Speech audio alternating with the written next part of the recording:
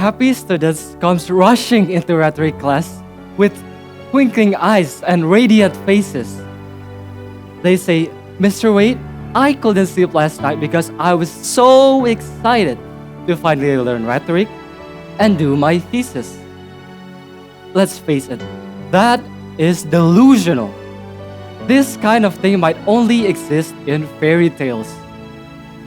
Well, ideally, students should long for knowledge and understanding, but over the years, this culture of curious thinkers who loves to learn grows dim because of homework. Students have been burned out for too long before even reaching their final years of high school and have lost their passion in learning years ago. Derived from Latin, education or educare translates as to guide and to some extent means to seduce. These definitions express a clear idea that schools are meant to be interesting, to encourage curiosity, while leaving students with an opportunity to rest. Nevertheless, schools today are far from that. Exhausted parents arrive home from work and expect to rest, to have quality time with their children, and yet they arrive home just to receive more work in the form of supervising their children's homework. Surely, the role of parents gradually shifts from loving parents into ruthless teachers.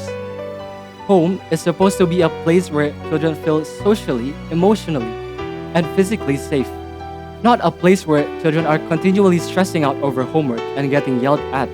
Homework forces children to isolate themselves in their rooms. It takes time away from children being children, whose job is to socialize and play. This is a false representation of academic achievement. Instead of encouraging students to become curious and understand lessons, homework conditions students to become good test takers, to memorize facts or definitions, instead of understanding lessons and thinking critically. Students are inclined to be curious thinkers, to make sense of the world, to learn something new, and understand things around them. If by any chance they refuse, it means that there is a flaw in the way that schools approach education. You and I have had a fair share of childhood, of playing with friends, of learning our first instrument, or laying down a couch during a lazy afternoon. But what if all of it is stripped away from the future of our children in exchange for papers, pens, and demands of the school? We should rise as advocates for this matter, to rethink if we have been doing enough for our younger generations. We should instill a policy that makes sense, a policy that is true and has value. Let us make it happen together. Thank you.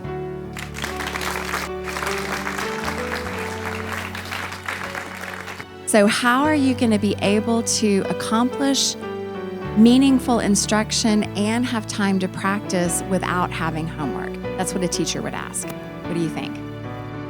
So what we avoid is the type of homework that we are generally accustomed with, and instead try to design more meaningful homework and regulate the time for Got it. I see what you're saying. Yeah. Because I think what Mr. Christian's saying is he feels an obligation to make sure you're ready to handle what you're going to face at the university level. How is university structured and the load that you need to manage? So I'm just saying, how would you speak to that? In college, from like several alumni, that the professors usually encourage their students to be more independent. They actually do not receive as much homework from college compared to schools because teachers expect their students to learn. And in a sense, homework kind of spoon feeds students into what they should learn.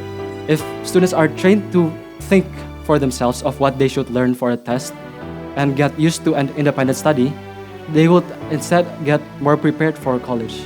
Some of the teachers would say that, yeah, we give them time in class, but there's some students who are playing around. They might say, I would rather do this at home anyway. How do you comment on that?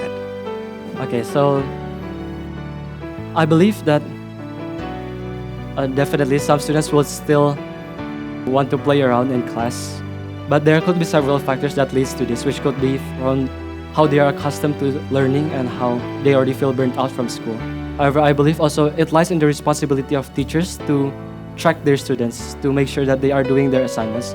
And teachers can making due dates for this. And actually, what is good from doing it at school is that teachers can actually accompany their children in doing homework and give constant feedback.